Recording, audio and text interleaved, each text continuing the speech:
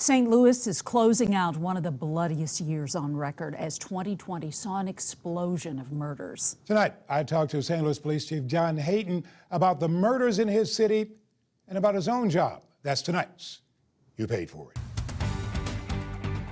It was a painful year for far too many families as the pace of murders took a big jump.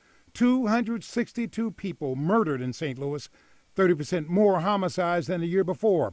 I talked to the man leading the city's crime-fighting force, St. Louis Police Chief John Hayden. What's your reaction to the all the homicides we had in 2020? A significant increase. Hey, we're 30% increase, at least 30% increase across our city. Of course, that's not unlike so many other major cities across the country. This was a year that we just saw unique things. Of course, we had a lot of distractions with civil unrest, the COVID situation that we've had to persevere through. But St. Louis was seeing a spike in murders well before COVID hit.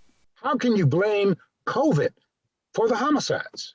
Certainly, COVID caused some joblessness. I think it had an economic bearing. But I'm saying if you already have the social ills closing in on you, and then take some jobs away for people that were working, I just think that, again, that makes that situation a lot worse. Chief Hayden says the many protests over the issue of police reform didn't help matters. The challenge is though, when they require monitoring, when people set things on fire, when people assault folk during the protest, those are things that we have to monitor. And so certainly that pulled away from resources that would have been dedicated to crime fighting. The chief has been using what's called Hayden's Triangle to fight crime. That was flooding crime-filled areas with resources like anti-drug and anti-gang units. He admits that had mixed results, and police have moved to what's called Mission Zone approach, which will work more closely with programs like Cure Violence and the Urban League's anti-crime effort.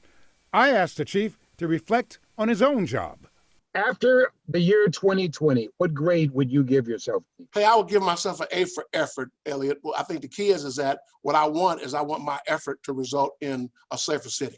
But it wasn't safer. And absolutely, and certainly it was safer in some areas. It certainly wasn't safer. And for homicides, do you think this is a safer city than the year before or the year before that?